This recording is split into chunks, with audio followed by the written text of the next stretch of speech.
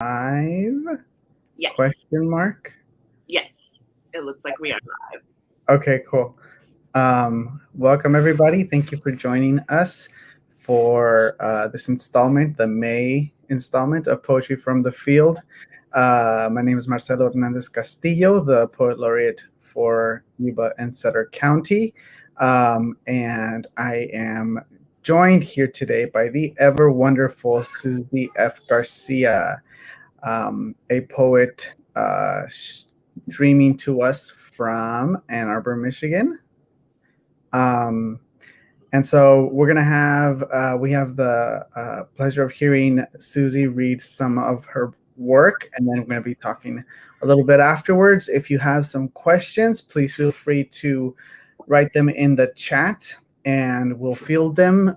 Maybe some time for some Q&A afterwards. So yeah, thank you all for being here, and also as always, thanks to the Yuba-Sutter Regional Arts Council, to David, to Abby, to Shantae for all of the help that and all the support that they give us to host. So a little bit about Suzi F. Garcia. She is the author of the chapbook A Homegrown Fairytale, out from Bouquet in 2020, and she is the executive editor at Noemi Press, where she has edited several award-winning books by emerging and established writers. In addition, she also currently serves as the online editor for the Michigan Quarterly Review, and will also be doing a guest editing feature, right? Can I say that? Yeah, for Poetry Magazine, which is really, really exciting. She's a Cantomundo Fellow, a Macondista, and a former board member for the Latinx Caucus. She currently serves as a member of the steering committee for Cantomundo, and she has writing. Her writing has been featured or is forthcoming from places like The Offing, Vinyl, Fence Magazine, and many, many more. I have known Suzi personally for many, many years, and always a treat to talk with her. So, Suzi, welcome. Thank you so much for having me. Thank you to the entire Arts Council for hosting me. And thank you, Marcelo, for hosting me. I'm very excited. I can't believe that we have known each other almost a decade. I know. That is a long time. And that is wild. Just two Latinx queer kids trying to figure out what the heck poetry is, but it's happened. I'm going to read for a few minutes and I'm going to start with some poem from A Homegrown Fairytale, which is my chapbook, and the link is in the comments if y'all are interested in picking that up. And I just want to speak a little bit about what this book is about. It's a kind of queer love story with Dorothy Gale, the antagonist from The Wizard of Oz. You can kind of see some of my Wizard of Oz paraphernalia everywhere. So I've been a big fan, and kind of how we fall in love as children with these characters and a way of exploring queerness through that. So this poem is called Many Years Past. I return to the Midwest, and it goes on. Waves of dead corn. My feet slip on chucks, but nothing grows where your home was, and the ground is cold in a way that begs for body contact. So I strip brown on brown, dig in with my toes, heel, then lay. My tongue kisses the place you learned to be an orphan, and I find that knowledge in what you left behind. Darling, you taught me what it was to be more than one. Now I am learning abandonment again. Lunch meat and Wonder Bread, flannel shirts that don't show the dirt. Find new religion in neglect, so I forget to wash my hair. I lose any connection to this world, burdened by my feet alone.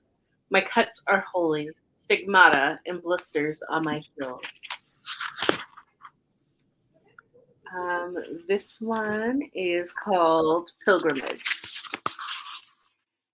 We are where we were. The world circles. I flew out on the 4th of July, chasing a rumor of your past. The Midwest began sending out messages. Tap code in the form of fireworks. Blurred blues meant keep going. Coppers, turn away.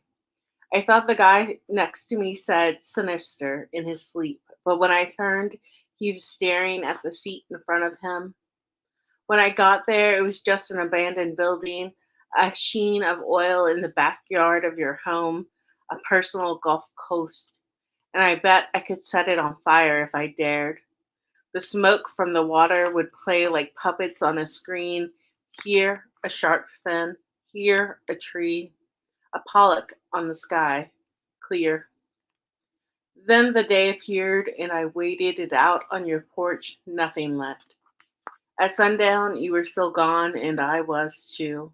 A friend told me to find you at sea, where we could break the dark calm. I spent the night on a rock, searching for fins against the dark. When they found me, I broke out of their circle with a high, long whistle, a long, high call, a long gone thought. The first time, the last time is the same. A plane appears in a sharp left, neither here nor there. I tried a new depth where I cannot see easily, but there are no surprises. Just more mud and gills, and I cannot disrupt them. A gold chain around my neck choked me, and I swam to shore, ran, a lit match. A man asked me for the time, but I shook my head. Children ask me to play. I forget to eat. I can discover unknown shapes on the coast, create them with the push of my body, a form of art that looks like me, that looks like art. Let's see.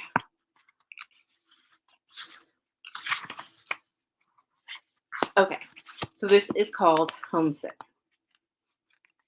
I see it in my dreams still when I think I've pushed it out of my mind. Winds that billow me, a sea the color of the Mississippi, all mud and leaves, and a way out.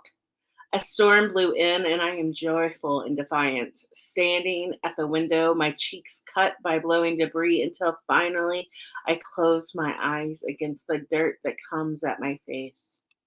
Buried in my own home, I feel the comfort of weight on my chest, warm knowledge that something finally makes sense. I am young in my dream, and I don't mind the noise that builds until finally my ears fill and burst and find the silence I've been seeking for years now. But I've turned my back on the winds, and I'm trying to find a patch on earth instead. I read backwards, search for the right map, the right prayer. Is there only desperate sadness and the loneliness that echoes in my joints at night? A throbbing in my finger bones, and in the cold, I can barely clutch the steering wheel. Instead, I sit in a parking lot and sing along with the radio until my voice cracks, fails, falls. I am not just song, but in togetherness, we are song. And at church, I sing half a duet. The choir echoes back in a version of your voice. Religion splinters and splits. Some churches out east have even turned Art Deco, and those are where I wear an Empire waist, drink in the back of pews, and my holy water is gin, herbs and lime in an extraterrestrial green. Sometimes I think I can be more than a martyr. I can let go of this monopoly on sorrow. Then someone hands me pills outside a sacred space, and I burn through every emotion I know. I turn up the volume on the radio, and I drown out in stereo. I'm going to read just a couple more poems, but these are newer poems. That's always a little more fun, too. So this is called Modified Villanelle for My Childhood. I was trying to write a poem that my mentor told me I needed to write, and I was struggling a lot. And it was a it was a poem about my childhood. And so I was listening to the song a lot too, by Ahmed. And it's like back in the day when I was a kid, I'm not a kid anymore, but some days I sit around and wish I was a kid again. Goes the chorus, and then he like kind of raps and sings about living in, I want to say Queens, New York, and just growing up and all of these experiences of being a child. But he uses this chorus as a refrain that starts the song and also ends the song in a really interesting way that reminded me of Villanelle. And I was like, all right, let me see how to kind of mess around and play with form, because when you're already challenged by content, sometimes challenging yourself with a form, or at least for me, is a good way to try to get those structure and those thoughts structured and kind of explore what the words are failing at. So using that structure, I created this poem. That's what I did. A modified villanelle for my childhood with some help from Ahmed. I want to write lyrical, but all I got is magical. My book needs a poem talking about where I remember when, something more autobiographical. Mi familia wanted to assimilate, nothing radical. Each month was a struggle to pay our rent with food stamps, so dust collects on the magical. Each month it got a little less civil. Isolation is a learned defense when all you want to do is write lyrical. None of us escaped to being a criminal of the state, institutionalized when they found out all we had was magical. White room is white room. It's all statistical. Our calendars were divided by Sundays spent in visiting hours. Cold middle chairs deny the lyrical. I keep my genes in the sharp light of the celestial. My history writes itself in sheets across my veins. My parents believed in prayer. I believed in magical. Well, at least I believed in curses, biblical or not. I believed in sharp fists that beat myself into lyrical. But we were each born into this. Anger so cosmical, or so I thought. I wore 10 chokers and a chain, couldn't see any significance. Anger is magical. Fists to scissors to drugs to pills to fists again. Did you know a poem can be both mythical and archaeological? I ignore the cataphysical and I anoint my own clavicle. And then the final poem I'm going to write is a poem still in process. No, it's too much in process. Not quite there yet. Yeah, I'll go ahead and read it. Why not? Y'all can hear my in process thoughts. So why not? It's called Tenderheaded, which is the name of the manuscript. So it has a lot of pressure on it, right?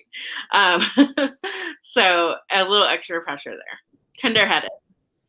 My hair tangles into a new mass until it becomes its own space continuum, reaching deep into my family of curls, deep into an expressionist state of being. It creates abstracts of ink and art depicting a rebellion I was never going to win. I considered shaving it all off, and maybe a few years ago, I'd pick up scissors, take them to my hair instead of my skin, but now my depression expresses itself in neglect instead, so I brush, starting at the scalp. My eyes prick water, and I hear my mother's voice naming my pain, tender-headed. My hair tornadoes weekly, so I rely on momentum in a war waged between my hair and my will. I don't meet my own eyes in the mirror. Sin vergüenza, I think to myself. Have some fucking self-respect. When I finally brush through from scalp to end, the sound fills my ears like Velcro ripping apart. By the time I'm finished, my hair is full of man-made static and broken ends. But maybe I can start over. Maybe the right amount of shampoo, conditioner, and Zoloft, or buying a new brush on Amazon. I will be Pantene new in October. Hide my blushing face in a turtleneck, flip my hair quickly from one side to another, pause at the right moment, and I full crown Miss America Anxiety 2021. Look how I compensate. Tonight, I hide in the dark energy of my hair. Use each strand to measure gravity and find matter. Yeah. Yay. Thank you.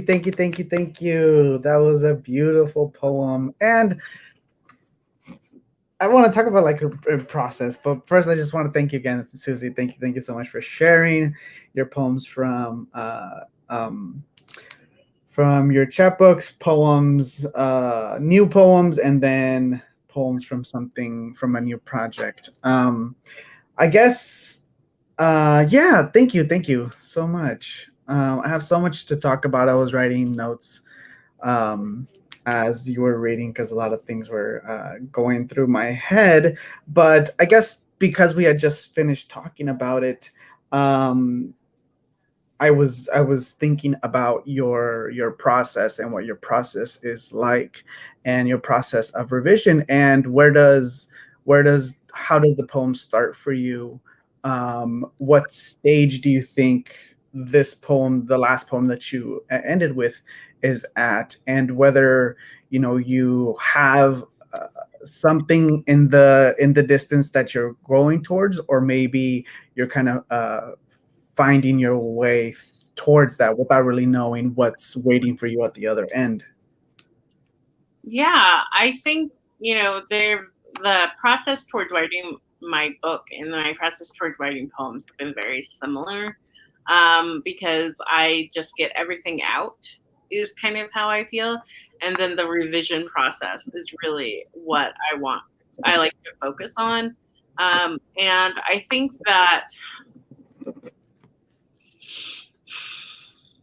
when I write the first time, I don't know what's good and what's not good.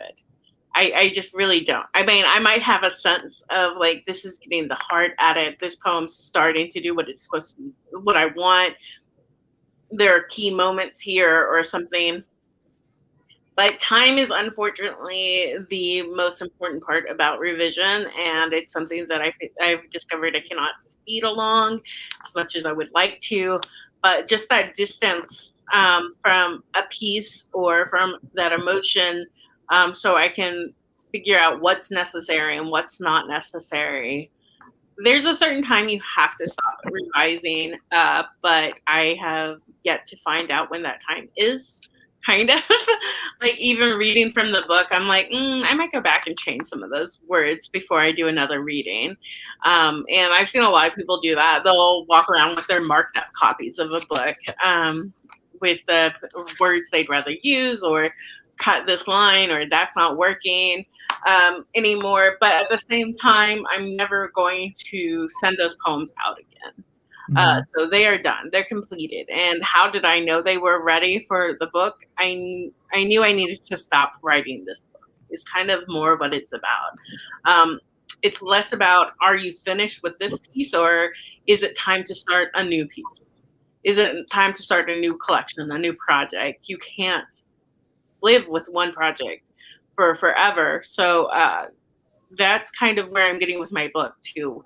As far as I feel like the project that was or is Tenderheaded is coming to a close, and it's starting for time for me to work on a new project and explore new ideas and new thoughts and new I've been using the phrase emotional soundscapes a lot lately. So sure, new emotional soundscapes, and just growing as as an author. And uh, Tenderheaded is still in revisions, and I think that that's really helpful and strong. And I'm even writing maybe one or two new poems to put in it, but it's not and it's where I live right now, but I see a future right now where I don't live in it. And I'm excited to get through that. But a lot of it is getting everything out, everything. I put all the poems into the collection. I put all the words into the poem, and then it's comes to revision time, and I might revise one poem 4 times and another poem 20 times. I don't know how many times I revise the poem. Tenderheaded, I would say, on a good day, I would say it's 3/4 of the way there.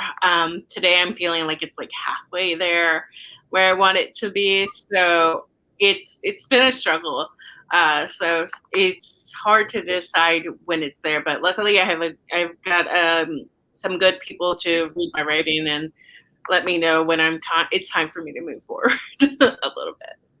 Yeah, and it's something that really, as much as we try to teach it to know when to stop writing, really comes with that experience of knowing your own writing, knowing yourself, knowing when you are ready to move on. and knowing that maybe you've exhausted all of the possibilities of that, and if it's not going to happen there, then it's going to happen elsewhere. So yeah, that being invested in those emotional soundscapes, as you say, um, for the project at hand, as long as you have that emotional investment, then you could revise yourself into a completely different object that you have in front of you. But it is like knowing when to stop, or knowing when something isn't right for a specific project. You said you were writing new poems to add to this project. Um, I'm always just interested in people who can work on multiple projects at once. I can't do that. Like, my whole energy has to focus on one thing. But you had mentioned, like, you're kind of in that transition stage between finish revising Tenderheaded and thinking about something else. Is that more of like a link for you, where the end of one is kind of the beginning of the other, or does there have to be like a clear cut beginning and end for you? I don't know. I think the ending is coming, but I'm not there yet. So I'll have to kind of see. But I expect myself to take some time off and really just read joyfully for a while I try to look for my next project and kind of wait for it to come. And just write more organically without focusing so much on the overall project, Yeah. which is actually how Tenderheaded became like better. Is I was trying to write more organically about different ideas instead of just maybe replicating some of the ideas that were already in the book. And those were finding a home, and that's kind of how I came to a more complete space with Tenderheaded. But um, yeah, I mean, like, after you finish a book, then you have to send a book out, and then you have to publish a book, and then you have to tour a book. So it is weird. It's like touring a homegrown fairy tale is very weird while I'm trying to finish up Tenderheaded. Just because, like, in some ways, like, none of those poems are going to end up in Tenderheaded. And in some ways, I still want to go back to Oz. I still want to write that book. That book was very comfortable for me. It was a very comfortable space for me. And I could have continued writing it forever. But I knew I didn't want to make an entire manuscript out of it. And I knew that it wasn't finding its home in my current manuscript. So I needed to let the project go instead of living in it longer. But that was really hard. I really just wanted to keep writing Dorothy poems maybe forever because it was such a comfortable space for me. And that's when you can get kind of, I don't know, I don't want to say boring or bored, but what I don't want to become is like a poem factory, right? Like, oh, a queer love poem. Here we go. So it was good to step back. So now that I had to forcibly step back from Dorothy, it's weird that I don't have to tour with her and be like, hey. It's like touring with an ex, right? You're like, hey, girl, hey. Let's perform together. It was not an amicable breakup. We called each other a lot afterwards. I still keep your picture. So it's weird, but it's good. Yeah, and I've read books where they have like a complete just chapbook as a separate section of the book that doesn't really necessarily have to do with the rest of the book, but it exists as like its own separate thing. And yes, we can make some connections because they're ultimately coming from the same writer, but they are very distinct pieces and distinct projects. But in fashioning your full manuscript, knowing that things have to be kind of a piece, and so was that kind of the reason why the Dorothy poems might not make it in there? Because I'm thinking of the fact that there are some things that I'm just not going to stop writing about, that I'm going to continue writing. And so how do I do that again without it being, insert bracket 2.0? Yeah.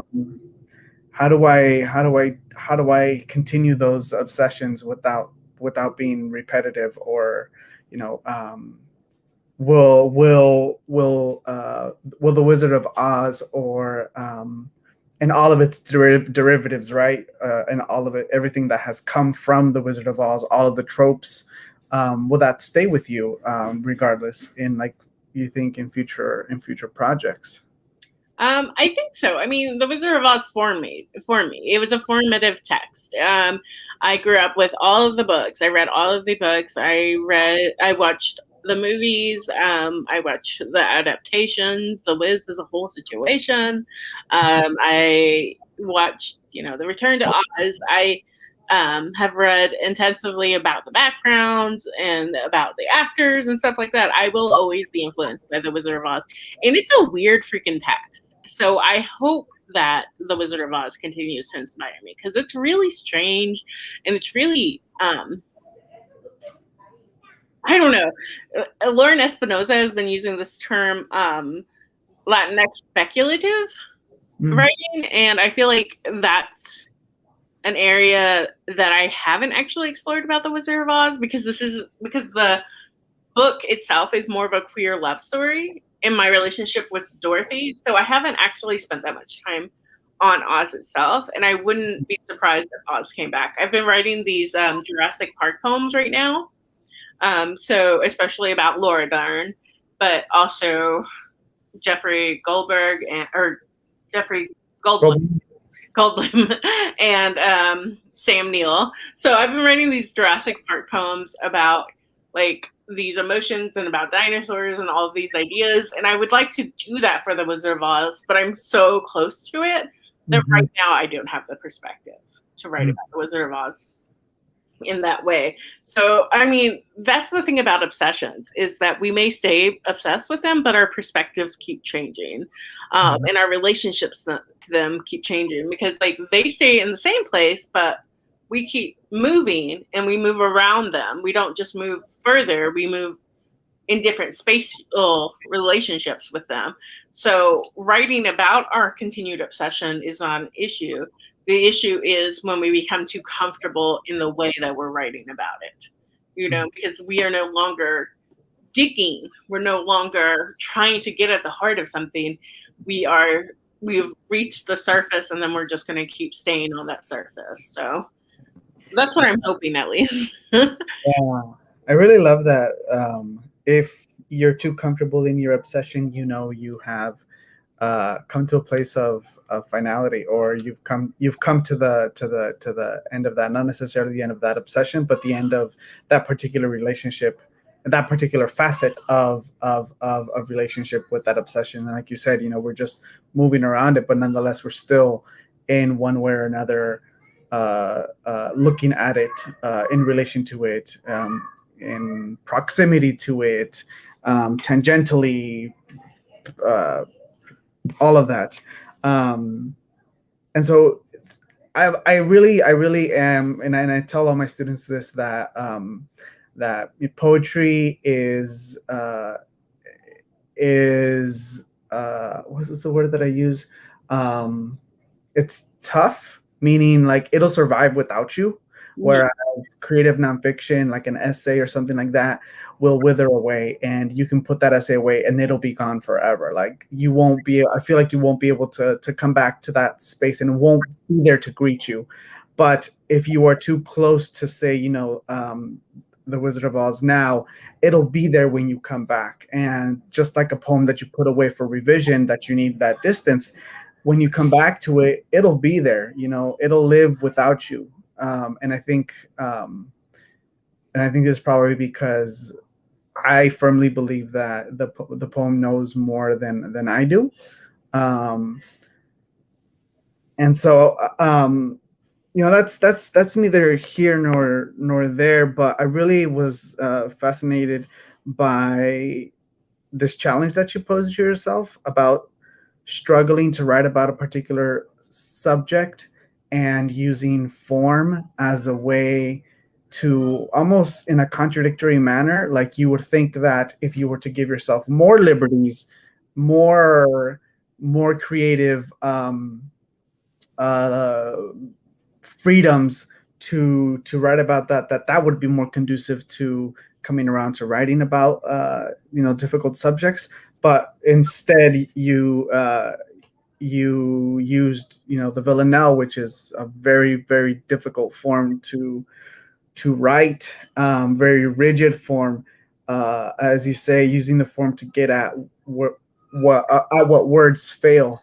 And so how was that, like, of being both constrained by the subject matter and by the form? Because sometimes when we're constrained by the form, the subject matter will kind of go crazy, and then vice versa. When we're not constrained by the form, then our subject matter might be more contained.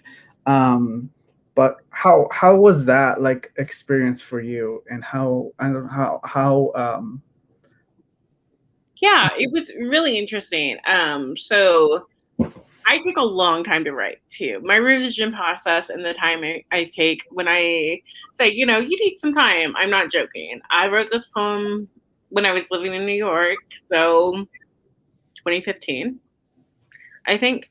And then like another poem that I like just finally sent to Carmen, my mentor, the other day. I had written, I noticed, in 2016, and I was like, okay, Suzi, take a minute, I guess.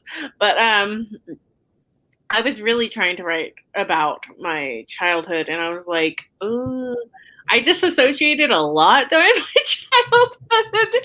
So trying to write about that time is very difficult for me. It's very vague or very specific, but mainly specifically like focused on what I was like utilizing to disassociate, which was mainly like music, driving, or books. So trying to write about my childhood was very difficult, and also my family is very private. And writing about your family is kind of the worst because you've got to think about your family, and if you don't want to think about your family, having to write about your family is like just it's very hard. So I keep a uh, document that's just notes from poems where lines and stuff don't work, or I have entire poems in there that I hope to pull from. And sometimes when I can't write, I just go through that note section. And so I was listening to that song a lot. I don't know why, but I was listening to that, and then there was a Nas song that I was listening to a lot, but I can't remember which song it was. But it was a coincidence that I was listening to those songs and trying to write about my childhood. But I had these two lines that I tried to put in poems elsewhere that couldn't find anywhere. It was a couplet, which was the lines that ended up being the refrains for the villanelle, which is, I want to write lyrical, but all I got is magical. And so that was like a little couplet that I tried to put in other poems and just hadn't worked out for me at all. So when the idea of the villanelle came from Ahmed, I knew that I could then use that as the refraining lines. And by using that, and for those of you who don't know, and I'm going to get this wrong because this was the last villanelle I've written, um, but I think a villanelle is 17 or 19 lines, and it starts, and it's 3 lines at a time. And the first line and the third line rhyme, and then you start the next stanza with the first line, with the first line, and then you start the stanza after that with the last line. It's very complicated. I definitely recommend you go to the Wikipedia. And the most famous one is like is fight, fight against the dying of the light. Yeah, the Dylan Thomas poem. And then at the end, it's 4 lines. with the couplet that was the refraining lines. Mhm. So I knew I had some good lines that these could rhyme, and then I would have off off rhymes in between, and it opened up these worlds of like, what words will rhyme with this? Where are the words to describe my childhood that I couldn't find?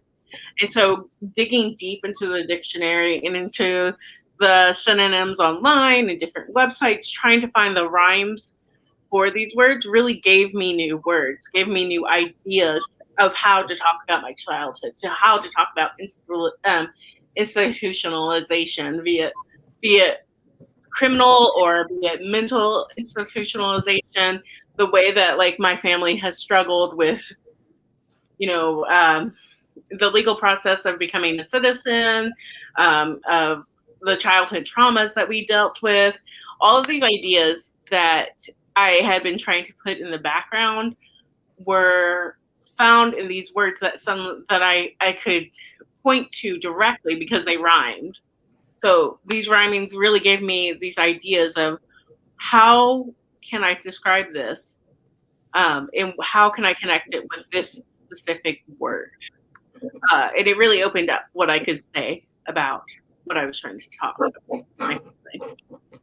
Yeah, and I really like that because I feel like it's one less thing that we have to worry about. So if you have like the comfort of structure, even though there's an anxiety of that structure and of that rigidity, having something to rely on, to not necessarily fill in the gaps, but to be the endpoints and you just fill in the gaps. Um, I think really makes sense as to why that kind of works. And our mutual friend, who was also a previous guest on our show, Derek Austin, we've had this conversation ever since we were together in grad school. That there are certain subjects that will lend themselves easier depending on the form or even genre. And so I remember very specifically being in a bar with Derek and saying, Derek, I can't write about this in poetry. Like I can't, I physically can't. I've tried. And it was then that I kind of started thinking that it could exist in creative nonfiction, which is what led to the memoir. And so I'm thinking about this of like how, what are the words of your childhood and what are ways in which I can repackage this so that it's in a new form that either provides me some kind of comfort or opens my my what are they called, the connections in your head, in different avenues. Do you think some of this might exist in like fiction or in creative nonfiction? Explain what you mean. Would you write about your Oh, no. in Not for me. Not for me. I think I think most people have a difficult time talking about their childhood and their families, and it's something that I'm just now getting comfortable with. So right now, I can't foresee that. That being said, I'm a big fan of graphic memoirs like Alison Bechdel.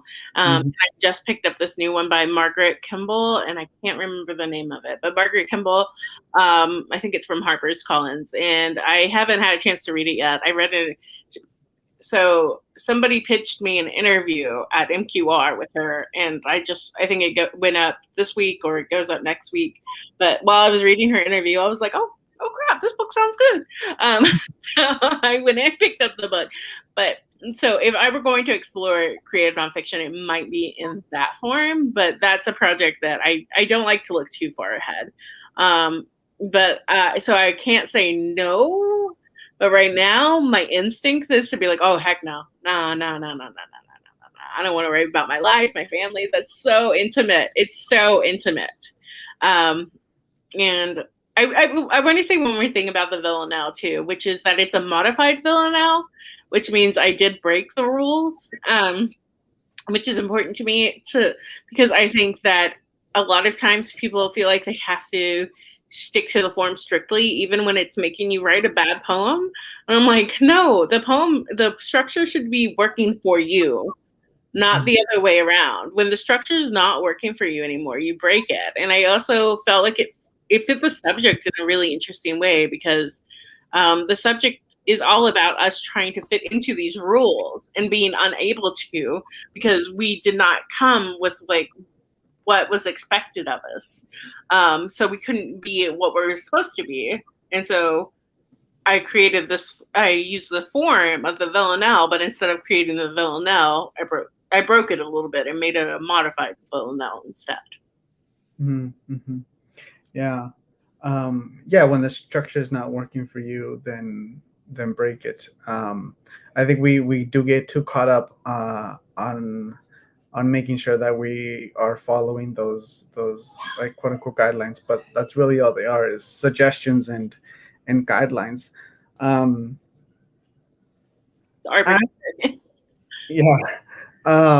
As you were reading, I in all the poems, the poems from the chapbook, the newer poems, and then the poems in still in process, there was a lot of interactions and connections with nature. And I come to this because I'm teaching this particular poem, and I taught it recently. It was published recently by Noor Hindi. F your craft talk. My people are dying. And I'm thinking of Tiana Clark's book. I can't talk about the trees without the blood. And as a woman of color, as a queer woman of color, how do you see yourself writing about the environment, about nature, about how does that factor in? And I'm thinking of like industry, even in the Wizard of Oz, like is there industrialization in the Wizard of Oz? Because I'm thinking of nature in the Wizard of Oz, and how there's a start that scene where it opens up into color, and the fallowness of the fields. I can't remember. There's really no corn in the fields. It's just like fallow. Yeah. There's cotton. Oh yeah. Poppy fields. Oh, poppy fields. Yeah. So yeah, I mean, talking trees. You remember the talking trees? Yeah. I mean, yeah, like it kind of. Those are two very different questions. Nature has always been a part of my writing because I'm country, like I'm Southern. My family is from Arkansas, and the natural state, and trees and overgrown trees, especially in overgrown grass, huge like hills, and giant rock formations. These were part of my life growing up, and I just have always felt very at home surrounded by trees. I kind of think of a lush forest in the same way as a weighted blanket when it comes to anxiety. Like it hugs you in, it keeps you in, you are safe. It's like that. What is the weighted blanket do? It like it messes with your endocrine system, or whatever. And I feel the same way about a forest. I have like major agoraphobia. Like I went to visit Tucson. I almost went there for my MFA, and I was like, don't like it. Where are the trees? It is too expensive here. And especially Tucson. It was funny because apparently they have some sort of, I don't know, astronomical system there, or like center there, and they can only have very few streetlights out there. So when you go out there at night, it's pitch black. You can hear coyotes, and I'm just like, this is how I die. This is going to kill me waiting for an Uber. So like that kind of thing is always weird, but like it is strange being a queer woman of color in nature. You just don't see yourself there a lot, right? Like people don't expect you to be like, we're supposed to be in urban spaces mainly, but but we have roots in forests, we have roots in jungles, we have roots in rivers and in deserts, and finding myself there is just where I feel the most comfortable, and but it is strange too, because they are not safe spaces. But I mean, what is a safe space? Right. Yeah. Because as you were reading, I kept like jotting down uh, different points of interactions with nature: mud and gills, and shark fin and tree, and yeah, like you said, it's finding yourself in nature as also a way of resistance, and reinserting your narrative into what you have always known as true, of being comforted by the encroachment almost of nature, but also not an encroachment, but like a symbiosis. Yeah. um, a symbiosis, no matter how thickly it envelops you, feeling that comfort um, with the lushness of it.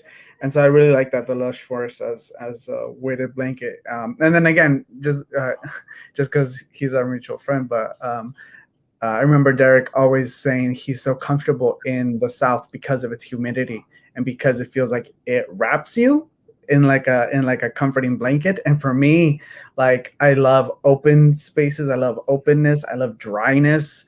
So like Tucson would have been like, when I went to Tucson for the first time, I was like, this is amazing. There's like nothing. There's like expansiveness. I don't want to say nothing. I've also watched a lot of like discovery shows, like Disappeared and Unsolved Mysteries, and like I know that if I go to the desert, like that's how I'm gonna. I just know it. Like the coyotes are out there.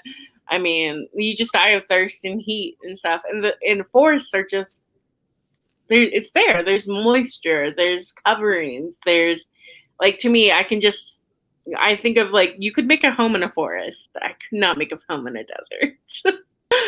True. Yeah. Uh, I'm remembering going backpacking in the desert, because why not?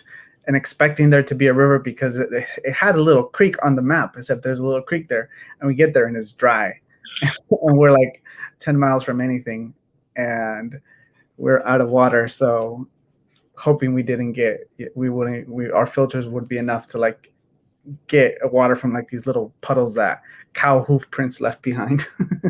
uh, Yeah.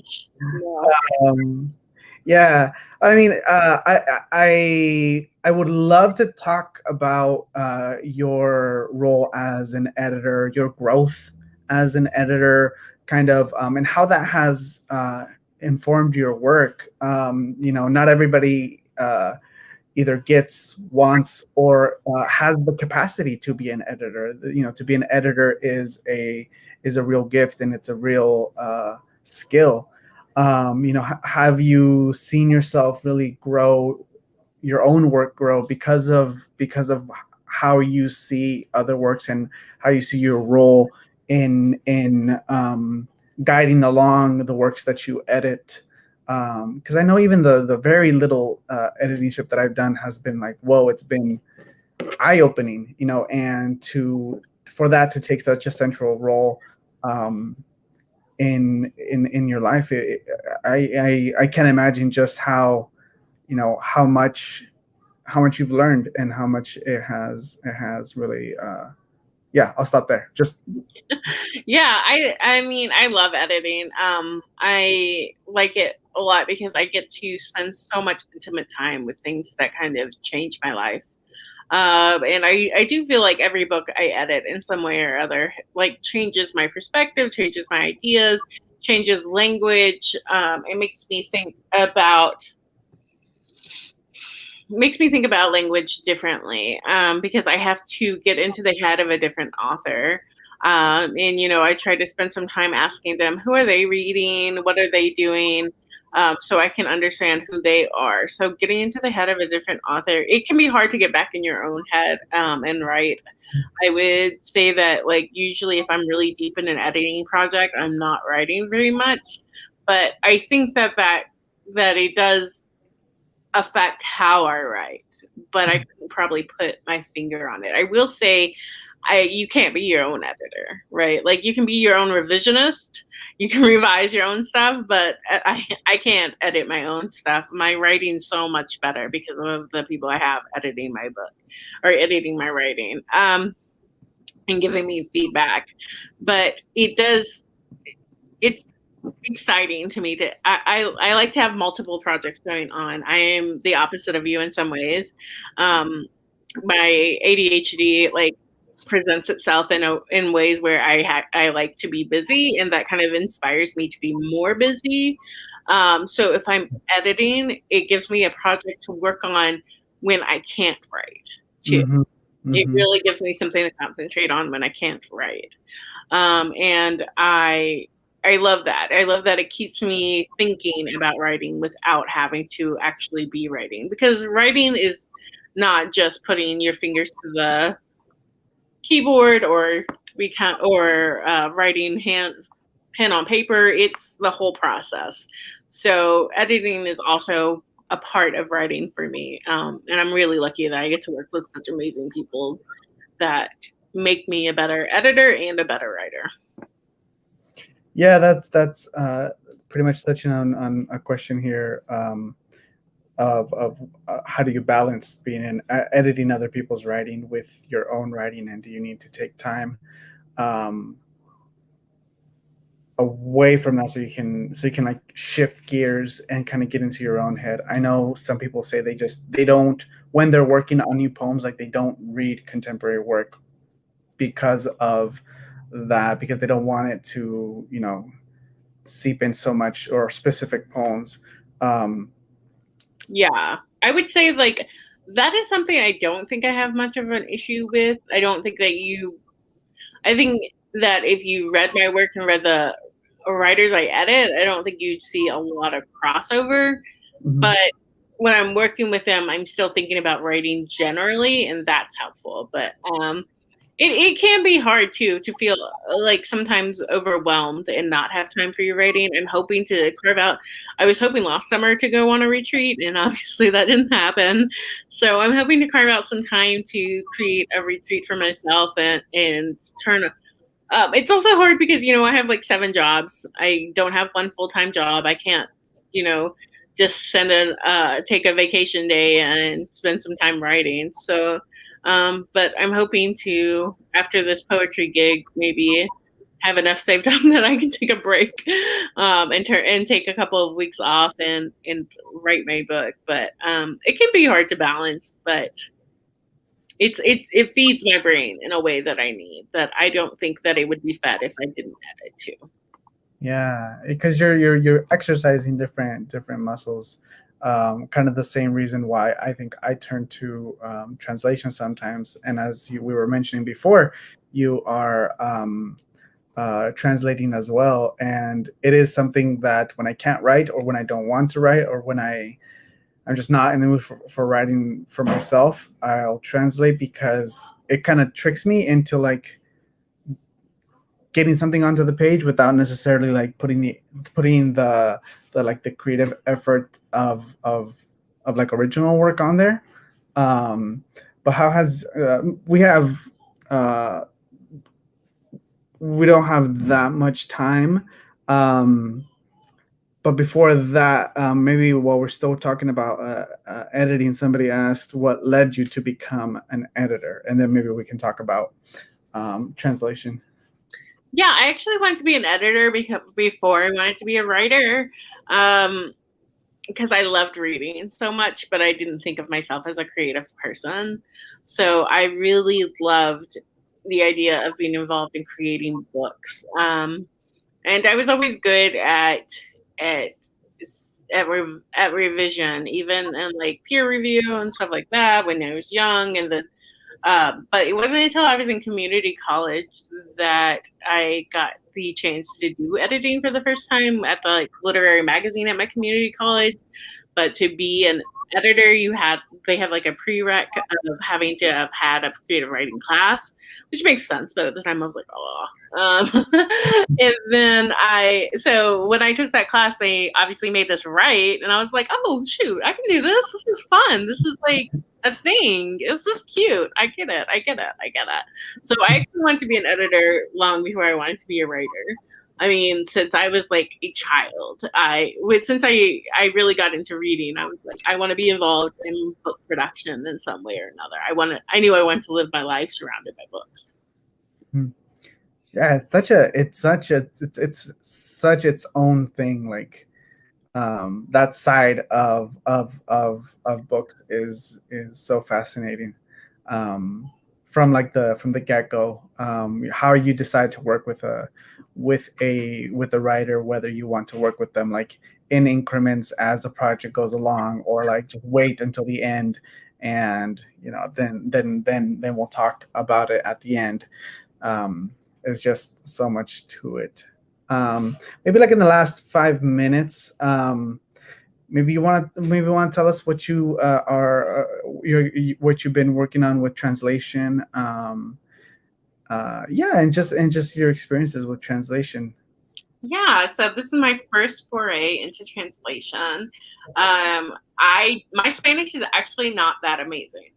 So I'm translating with two people, Catalina and oh gosh, what's Catalina's last name? I want to say Gonzalez. I think so, yes. And then Carmen Jimenez Smith is kind of helping out with our translations too, because my Spanish, she knows Juan Felipe. And what we are translating is the book Acrílica by Juan Felipe Herrera. This book was published in the 80s. It's since gone out of print.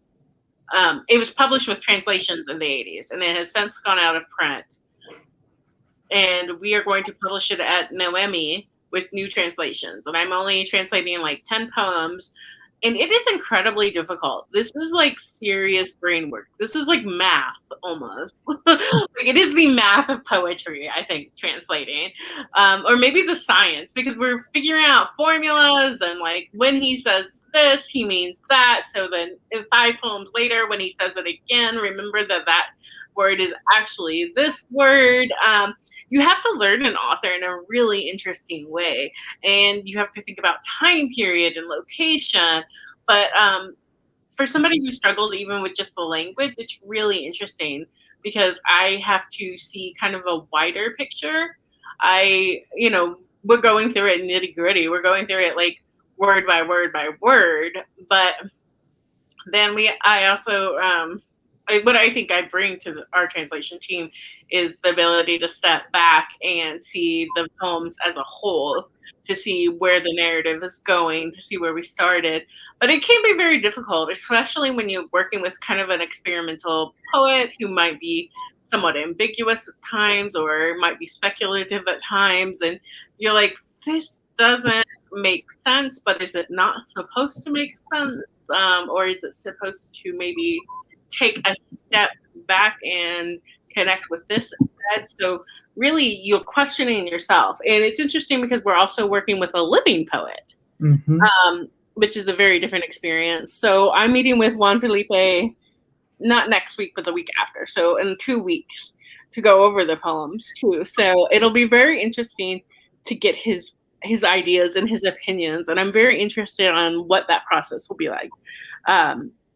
Because I'm going to want to push back sometimes because I feel like he's going to probably, like me, want to change some of his poems. It's been, 40 years. Maybe he wants to change some of the poems. That's not what we're doing. That's not what we're doing, Felipe. We are instead translating the poems that you have already wrote. So it's not a rewriting situation.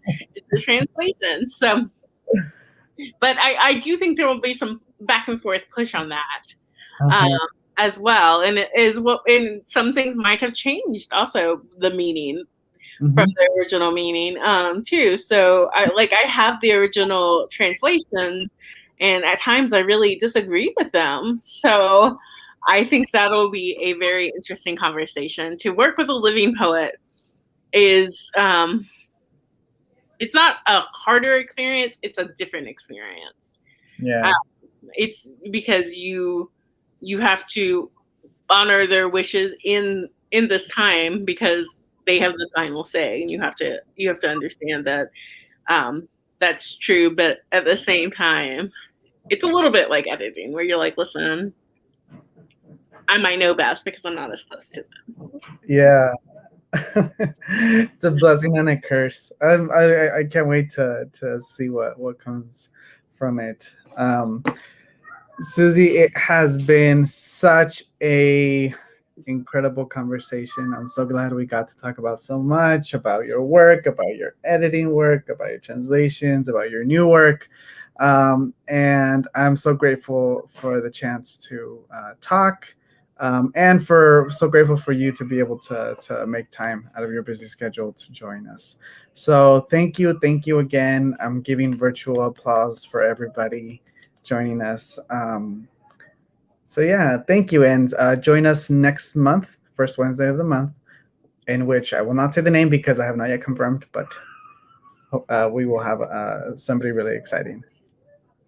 I knew you will. Thank you all for having me.